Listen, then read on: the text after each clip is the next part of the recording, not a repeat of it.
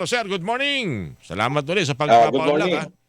Orly, kamusta po kayo? Kamusta po ating mga kababayan? Mabuti naman at habang aking binabasa ang report kanina rito, talagang ini-imagine na kita, Professor. Kasi habang... Kagagaling ko lang sa Estados Unidos. Aha. Dumating ako ng alas 2 kagabi sa Terminal 1.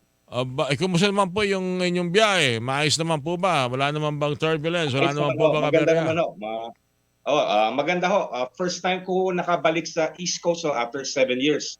Dahil nga ho sa pandemic.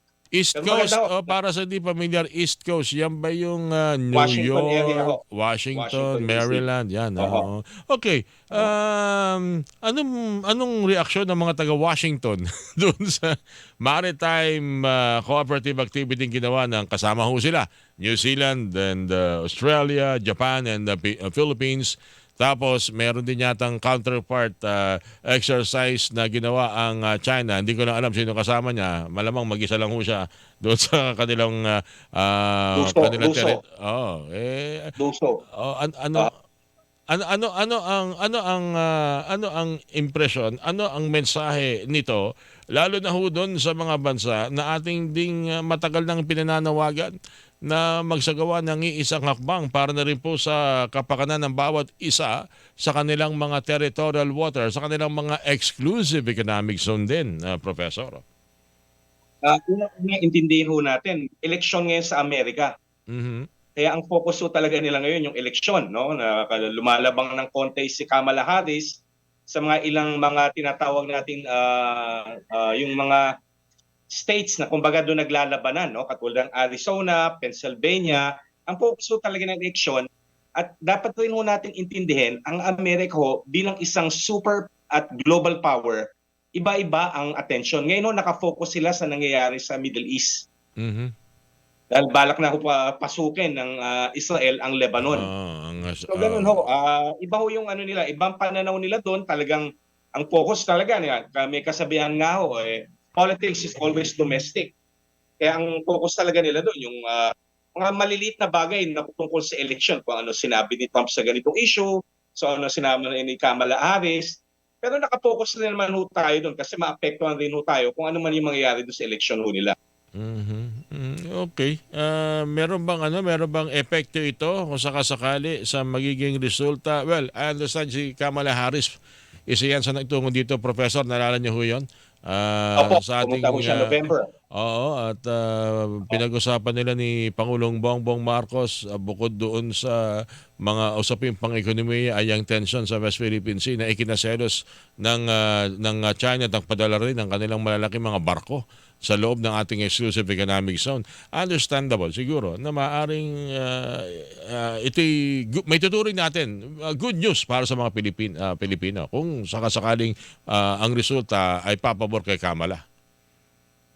Unang-una ang posisyon ho, nakausap ko nga ho si Ambassador Babes Lumaldes na ating ambassador ho sa Washington, sa Amerika ho, no? Sabi naman niya yung official course ang posisyon natin ho neutral tayo dahil wala naman ho tayo talagang say dahil internal politics ho yan ng Amerika. Pero unang-una ho dapat intindihin ho natin, no, whether kung manalo mas si Kamala Harris or si Donald Trump, may bipartisan consensus. Madami hong bagay na nagdi-divide sa mga Amerikano. Issue lang ho, napakasimpleng issue lang ho katulad ng abortion. No, pinagdidebatehan pa nila yan, mga healthcare, ang dami ho. Pero isang bagay lang ho, isang issue lang ho nag-unite sa kanila, ang China. Win or lose, bad news sa China.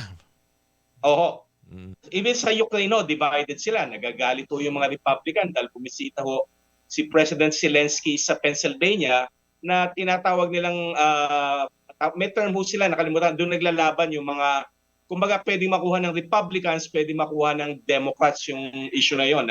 It's on the tip of my tongue, no? So, napakalit yung sa pag-issue lang ng Ukraine, divided sila. Pero pagdating ho talaga ng China, nagkakaisa.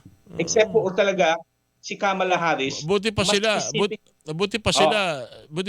ang Pilipinas na inapin ng China hati eh. Hindi naman 50-50 Pero maririnig mo Oo. pa rin, inyo pa rin makikita sa maging sa mga social media na meron pa rin talaga parang gustong-gustong inaapi ho sila. Yung parang ang dating masokista. Gusto-gustong sinasaktan na professor. Kasi lalo na ho yung issue ng Ukraine, no? Si Donald Trump, medyo galit ho siya kay President Zelensky. May mga ilang bahagi o marami hong mga Republicans na talagang openly criticize si Zelensky at sinasabi dapat nang peace talk si Zelensky sa luso. Mhm. So meron pang pero pagdating ho talaga sa China, iba yung issue sa China. Oh, Sa akin okay. naman ang masasabi ko, Mm. meron ng mga individual, may mga tao na supportive sa China for whatever reason. Pero basihan na mo naman natin sa survey ng Social Weather Station, ng Pulse Asia, nagkakaisa ho. Ang China ho ang mayroong pinakamababang trust rating sa ating mga kababayan, no? Consistent ho yung mga surveys na yan. Meron kasi ako nabasa recently. Nakalimutan ko kung anong broadsheet yung nag-publish na parang nilabas ng isang international news agency na parang may parang study na may aid yung grupo na yon. May aid sa kanyang pangalan na ang mga influencer at mga miyembro ng media ay under nga dito sa gobyerno ng China para palabasing, of course, positive ang China sa kanilang ginagawa sa West Philippine Sea. Napakalawak kasi nung binasa ko yung report na yun, sabi ko ba, ganito. Halimbawa, ililihis yung issue. May matinding issue dyan sa West Philippine Sea. Para hindi mabugbog yung masamang ginawa ng mga Chinese vessel, ibabalita yung mga tungkol sa negosyo. Kung hindi man yan, sasabihin nila, wag nyo nang pansinin yung West Philippine Sea issue na yan, malayo yan sa sikmura. Parang yun ang Kaya ako naisip lang na yung ganun, professor. Kung hindi ho tayo nagkakamali, palagay ko lumabas ho yan sa Philippine Star. Isang very comprehensive study ho ng tinatawag nating Chinese Influence Operation. Iyon, no? Talaga matindi ho. Oo. Matindi ho talaga. Mga Lalo influencer, na, social media, kung ano-ano pa. Kaya pag minsan may narinig ako na, ba't yung pag-uusapan niyang giriya sa West Philippines Sea, malayo naman sa sikmura yan, importante may makakain ng Pilipino. Wow, parang totoo nga yung study na yun. paano ho tayo makakain kung madi-deprive ho tayo ng isang source natin, lalo na mga isda ho.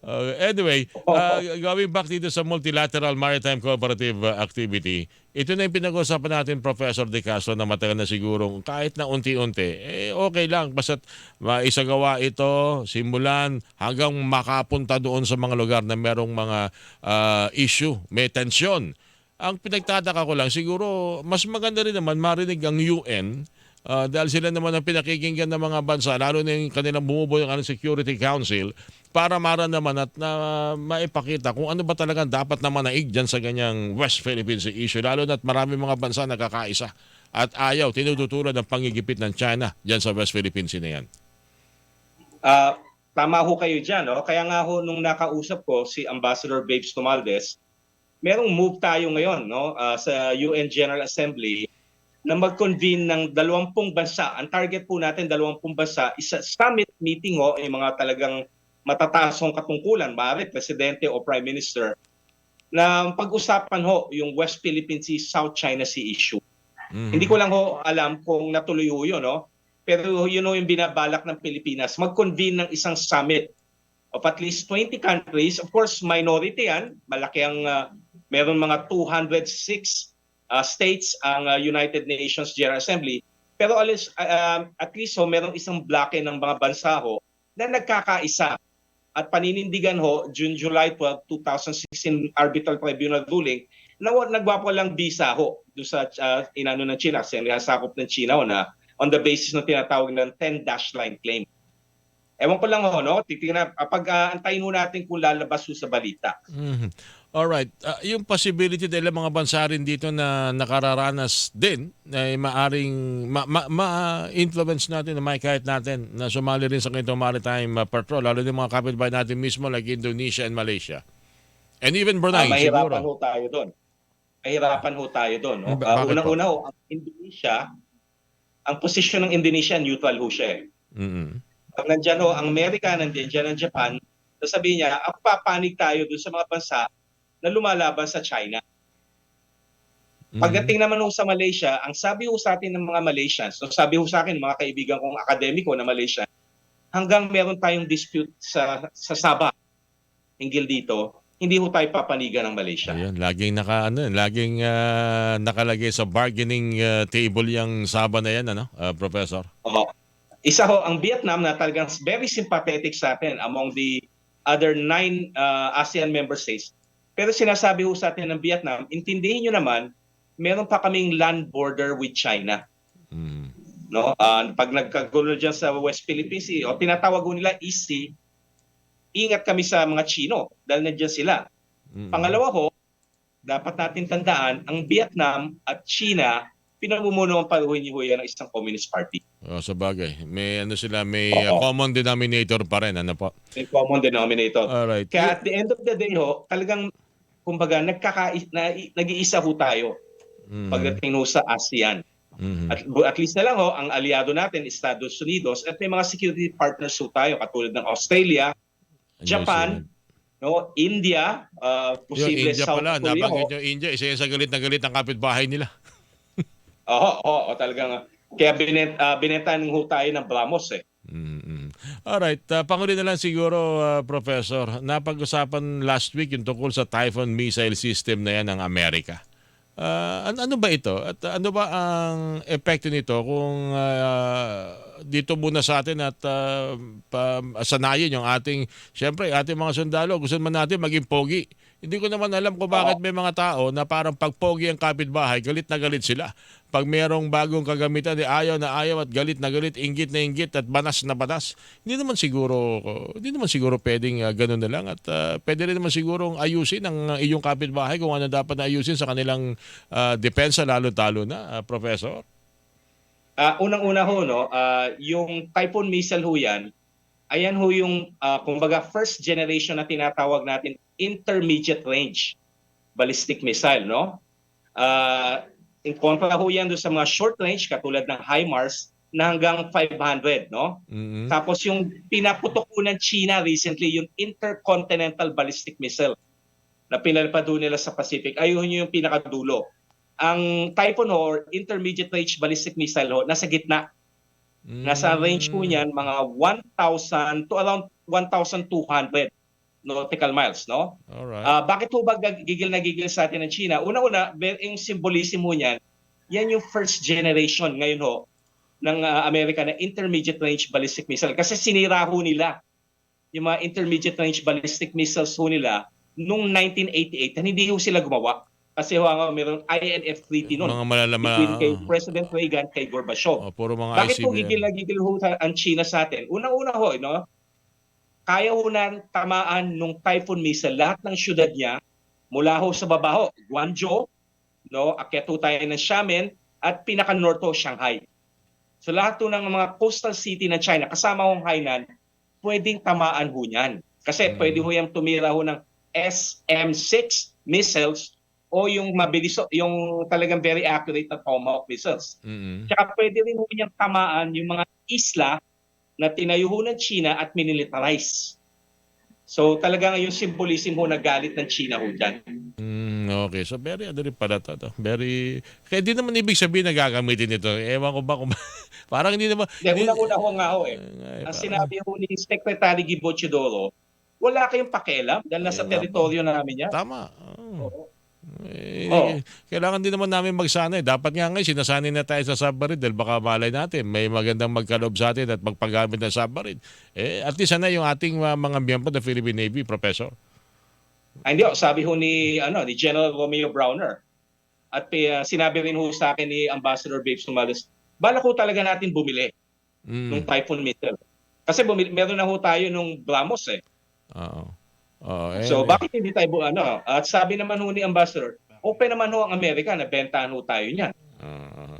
Anyway, nako Prof, yung mga ganyang mga usapin, pag-usapan ulit natin sir at marami ako namimiss na topic na ating dapat na talakayin para na rin po sa kapakanan po at sa ating patuloy na paggigiit ng ating karapatan sa West Philippine Sea. Nice talking to you again, Professor De Castro. Sir, ingat kayo palagi.